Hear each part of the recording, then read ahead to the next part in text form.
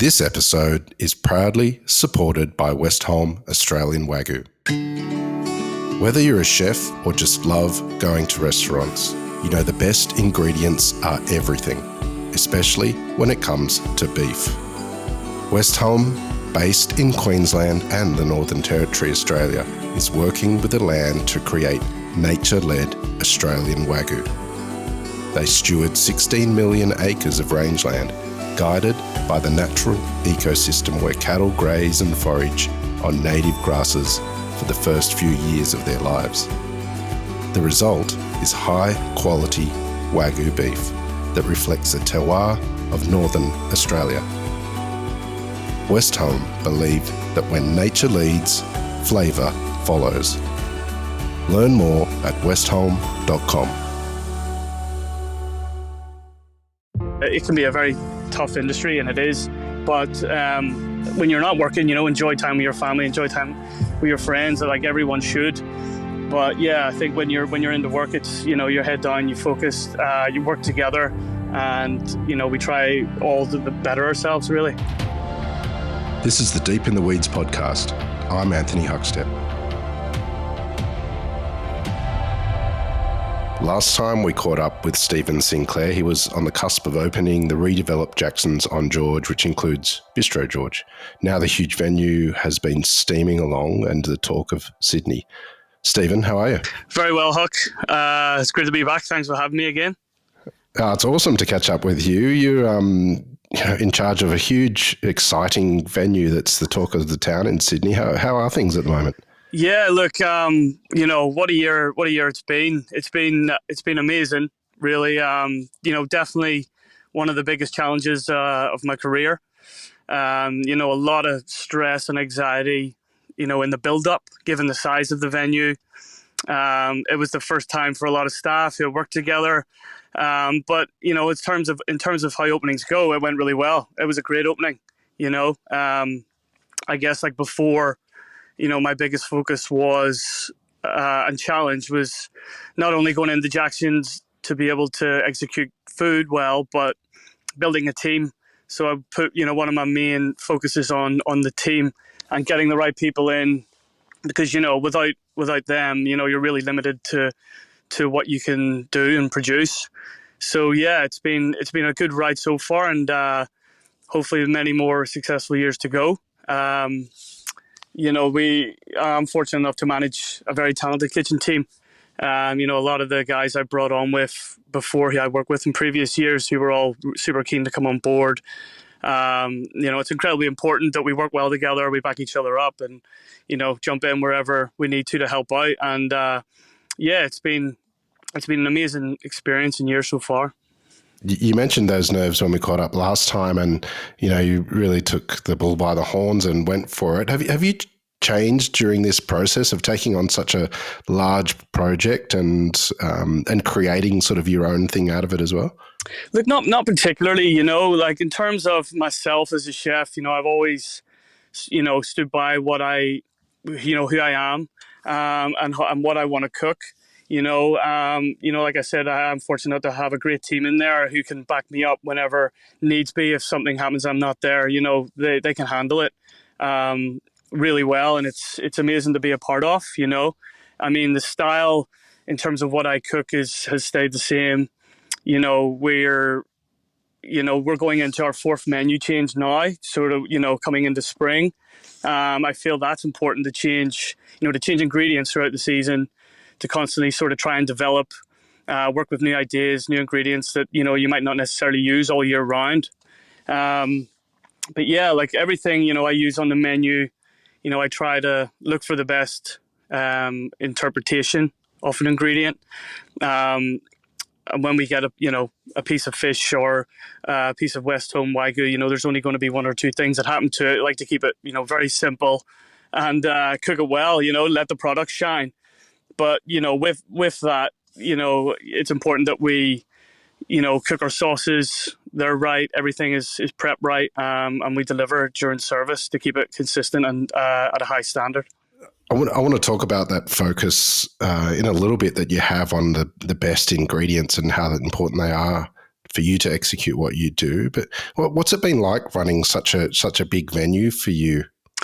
Look, it's been a lot of fun. I mean, I absolutely love working with the team. Working together on new ideas, like being able to get the freedom to create what I want to cook, um, and also give the team that sort of freedom as well, like for them to want to create an element of a dish or a dish itself.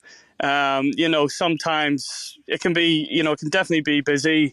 As well as being able to manage a restaurant, we might have sometimes, events on the rooftop, which could be, cater for 200 people plus, with canapes, with barbecue. So there's always dietaries in there that, and some things that people might not prefer. So, I'm always trying to and willing to adapt to come up with new dishes and canapes to suit the clients at times. Creating, creating something different that we normally don't use on the menu can be a lot of fun as well as a challenge. You say you might have that going on upstairs, in the rooftop, with a private function on, but then we still do have the restaurant to run. We sometimes we have a busy pub at the same time, and it's all coming from one kitchen essentially. So that itself can be massively challenging. And making sure that we're well prepared, with staffing, with the food prep, and then ultimately the quality of what we're serving is at a high and good standard. Bistro George is at the heart of the food offering. I know there's many arms to it, but tell us a little bit about your approach with that menu and your dedication to quality produce. I mean, what's a modern bistro like Bistro George look like on paper? I like to see, I feel the style of food that I cook is quite classic, but with a big focus on Australian ingredients. I want to cook food that when you see it or you eat it, you understand it, and it has that harmony of flavor that's well matched and well balanced. With proteins being a big focus on the menu, it's just as important for us to cook everything else that goes alongside it right, so it's at its best in terms of flavor and its texture. I love classic dishes, so I do draw a lot of inspiration from those and those sort of flavor combinations, and that's sort of been with me throughout the years since I was a young cook. But I've seen and cooked proteins, vegetables. I've seen them being cooked in many different ways throughout the years. But as soon as I have the opportunity to bring it on, I want to, it's good to have that belief, and I make the decision on how I want to do it, and to get the best way out of it. Looking through the menu, it's really champions producers and best-in-class producers across the country. Even there's an 800-gram Wagyu West Home ribeye on the menu as well. Tell us a little bit about that approach and some of the things that you have on the menu and what you do with them. Yeah, look, I mean, a lot, if not all of the suppliers and producers I use, I have worked with, for a number of years now. And I absolutely, love their product. In general, West Home, I use several items on the menu from them. I think I always look to source. I always look to source products for their flavor. And with West Home, I think they deliver that 100%. I think Australian Wagyu, in particular West Home, is world class. A lot of people may favor, Japanese Wagyu, but for me, it's Australian. And, West Home is recognized for the quality all over the world. And then that's why, and when I tried it, and, I absolutely love the flavor. This is, why I decided to put them on the menu. So there's currently three items on the menu that I use. The ribeye being, it's probably my favorite cut, I guess. Sorry, I'll say that again, if you don't mind. So yeah, I have the 800-gram ribeye on the menu from West Home. It's dry aged for a number of weeks. Ribeye, the reason it's on there, it's probably my favorite cut of beef. And it's a good dish. It's a good size. It's one of those dishes that you cook it. We cook it over charcoal. and it's a sharing dish, so it gets people together, to share, to talk about it, and the flavor is just amazing. It's got that good amount of fat in it. I usually, I use a 4 to 5 marble score. So it does have that good amount of fat marbling through it, but when it's cooked through, it just melts. Especially with a cut that size, I don't want to go too heavy on the marbling, so that's why I think the 4 to 5 range is best suited for that particular cut at that size. How many people is that size steak for? Oh, look, we can get people. You could share it between 2 people to 4 people.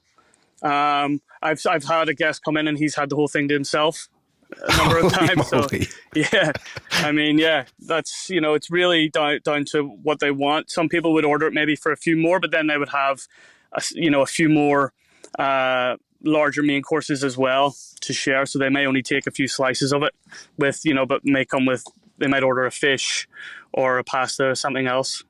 Do you have some other dishes on the menu that you can tell us about using that beef? Yeah, absolutely. So I guess all three. Well, I spoke about the ribeye, but they've been on the menu since day one, and they're still currently on the menu because they've been real heroes of the menu, and people absolutely love them. And the first one would be the West Home Intercostal Skewer. So it's I first was introduced to this cut and used it while I was at Icebergs. And this is the intercostal muscle between the ribs. So we also use for this a 4 to 5 marble score. We marinate it in koji, and then we sous vide it for 24 hours. This way, once it comes out the next day, we'll cut, take it out, we'll cut it into equal sizes and place maybe 3 to 4 pieces on a skewer before it's finished over charcoal. And, the way we cook it for that long, it breaks down the protein. It still has a nice firm texture after cooking it from the water bath, but as soon as you skewer it and you cook it over charcoal, it just becomes incredibly tender and full of flavor. And then we finish it with a mixed herb salsa verde with some anchovies and horseradish, and then finish with a beef jus.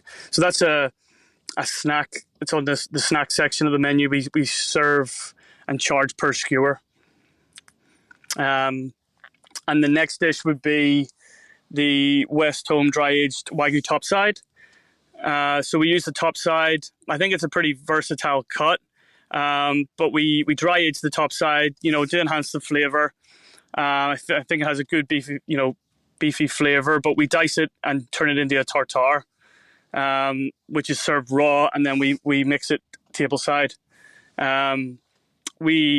Once it's diced, before we serve, we sort of bring it out and let it come up to temperature a little bit just to soften it, so the fat doesn't become really chewy. It's still really tender, but you still have a nice bite of the meat that's, from the dry aging process as well. So you do get a nice texture from it with the sort of classic condiments that we serve it with. We mix through like a lightly smoked oil, mustard emulsion, and then you have, the classic ingredients that go with it: shallots, capers, a little bit of chili, anchovies, and then we serve it with some freshly made potato chips on the side. Yeah, it's a pretty popular dish as well. It's been on the menu from the start, and I think if I have any menu, I'm always going to put a tartare on there. It's one of my favorite dishes of all time. You grew up in Ireland. Take us back there. What sort of role did food play within your family? Was food really important within your family? Look, my family weren't really they weren't really big foodies. As a kid, I was a very fussy eater. I would only eat my roast chicken with mashed potatoes or steak and chips. Even though my family did eat, everything else, they would always cook it, but then I always left it. This is at a young age, but then as I grew older and became a lot fonder of food, I started trying everything and realized that was really all a pile of shit. So, I was always surrounded at home after I finished school or work and went home. My mum in particular, would have always cooked, or we would have always went down to my grandmother's house on a Sunday where she would have made my whole family, my cousins, a roast dinner.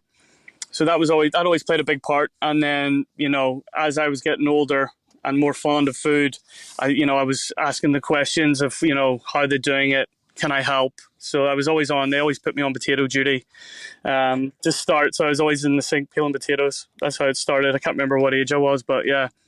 And then peeling the carrots, and then, it got to it. I got my first cookbook for Christmas, and from then I started offering to cook the dinner for the family, and just loved it. And then I'd be taking over Christmas dinners when I had the rest of the family over. And just fell in love with it. Did you have a signature dish when you were young that you cooked a lot? I would have cooked a risotto quite a lot. I loved cooking a risotto. It was one of the first dishes I learned, I cooked from a book. I mean, if I look back at it now, it was probably terrible. But even my family, I think they enjoyed it. I mean, at least I think they did. I don't know, they probably just saying that. But yeah, I mean, I was pretty young. I was always inspired by Italian cooking, French cooking. So, and then I was able to ask my mum if I could go to the shopping. I must have been a teenager, but do the shopping with her. And I picked out the ingredients. I made it at home. I think it was a mushroom risotto with some Parmesan and rocket. Tell us about your career in sort of Ireland and England before you came to Australia. What was the really sort of life-changing sort of venues and people that you worked with? Yeah, look, the first job I got, it was in a cafe, but I met a few friends who worked there, and it sounded amazing. So I wanted to join, but he wouldn't give me a job as a chef. I had no training or didn't go to culinary school. I sort of studied to go to university. I was able to get a job as a dishwasher, kitchen hand. So I started there and just picked it up real quick, and picked it up really quick within a year. And once I was able to get my first job as a commis chef in a place called the Potted Hen in Belfast, it was a British European bistro. That was a real game changer for me. That's when I really stepped in and realized that these guys knew what they were doing. It was pretty crazy. It was a pretty crazy atmosphere, but and tough at the same time. Probably the hardest 3 months of my life, just being able to take the shit from everyone. But that's what came with it, and I just kept my head down and got through it and done really well there. I learned a lot of classic cooking there, making stocks, sauces, beurre blancs, chicken liver parfait. That we'd sort of done all that, and that was where I learned the basic skills to make that. And then I sort of moved on. I got a job in a restaurant in the countryside in County Down, which there was a very well-known chef who worked there. He had worked and spent some time in London, and worked there as a sous chef for a number of years. And while I was there, I took the time. I was also applying for stages across the UK. I was looking at the kitchen in Edinburgh. I was able to get into Loncloom in Cartmill in the Lake District, which was it was a short time, but it was an amazing experience. Just something like I'd never seen anything before, and it just kept me inspired and wanting to perfect as much as I could. It was the food there was the best I've seen, probably still the best I've had. And they had a farm only 1 mile down the road, which they took me to show me all their polytunnels, all their vegetables, the chickens, everything. And that was a real eye opener too, just with a focus on sourcing the best produce, and it's only down the road. So I guess that inspired me a lot to, as a chef, everything and I want to source and put on the menu is local, sorry. And that it's fresh, it's well maintained, managed, and produces good flavor. And it was it was an amazing time. And when I came back from that, I went back to my job as sous chef. The place was called the Old School House Inn, and I was stayed there for another number of years. But I decided to move to Australia. I felt myself going down a bit of a dark path in certain things with alcohol and everything. So I wanted a bit of a change. I knew this wasn't the right road I wanted to go down. So I ended up booking a flight to Australia, because I did originally want to come to Australia when I was young, when I was 21. And that's when I started actually cooking. So I put Australia off because that's when I started cooking. So that, to me, that was more important than anything else. So I just wanted to learn to be trained and become a good chef. So I cooked for a number of years, 6, 7 years, and then by that time, I was like, yeah, I need a change. So I booked a flight to come here, just to get away, I guess, to have a bit of a break and enjoy the country. But yeah, I mean, I fell in love with it right away. I traveled part of the East Coast, spent a bit of time in Queensland, mostly in Sydney though. But yeah, I mean, when I started working as a chef here, it just opened my eyes even more. With certain ingredients that were around that and cuisines that I never really tried before, that aren't as common back home. If you look at the chef that you were when you left Ireland to come to Australia to what you are now, what's changed? I think a lot's changed. I think I guess being able to manage my emotions has changed a lot. I feel like I've become a lot calmer in ways of being able to manage certain situations. The team, service. There's a lot of focus there. Whereas before, it was all just kind of, it was a pretty crazy time. But a lot of shouting and swearing, and like I noticed as well, like a lot of we were never able to hold on to staff. People were leaving. They'd start, then they'd leave in no time. So we always find ourselves in the shit with staff, and I just felt it was all down to the culture and how people were. That was just in these particular restaurants, and coming here, that's I feel the culture here is amazing, and it's very important to keep that within the kitchen. To make sure to manage people well, train them. Teach them what and I mean, I also learn a lot from my guys as well. I feel like you're never not learning. But yeah, and then just being able to, I guess, come over, and when I got my job as sous chef to run a team of 30 chefs, where it was before I was maybe managing 4 or 5, that was a big change. Being able to manage people and so many of them in the kitchen. So that's definitely helped me, and I think without that, with that, it's really helped me move forward to take on Jackson's, because again, we have a big team, not only in the kitchen but across the whole venue in all 3 levels.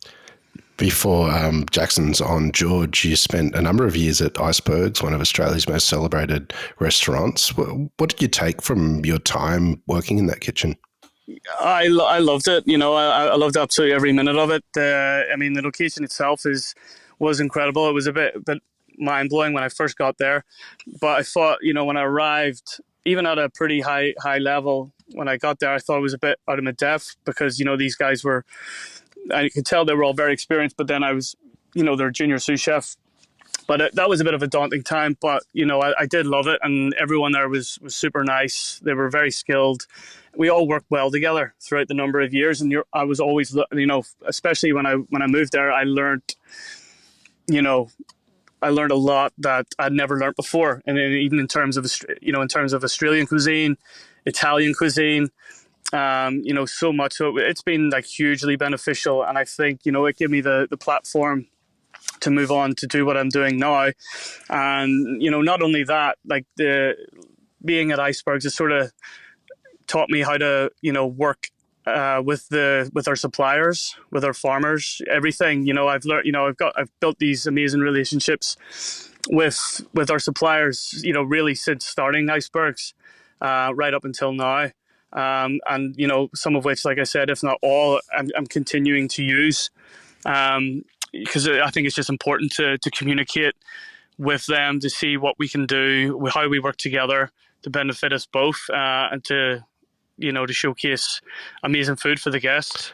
What sort of advice would you have for young chefs that might want to follow your path and have that amazing dedication to quality produce? Like, how do you integrate that into your menu and sort of honour the great produce? Well, I like to work with the team. I think it's very important to be in there with them, talking to them, communicating, especially when it comes to a menu change. We're actually in the process of doing it now for spring. So, I always we have our meetings, and I'll always, talk to them and say, if there's something you want to do, or if you have an idea of something, let's try it. I'm always keen for them to try something. And I think that keeps them, makes them feel, good about it, even if maybe it doesn't work, but it still makes them feel like they're doing some use, and they're, they can benefit from it. Even if it's a one element, I can talk to them and it might work somewhere else. It might give them another idea. So I think it's a good way to work closely with the team.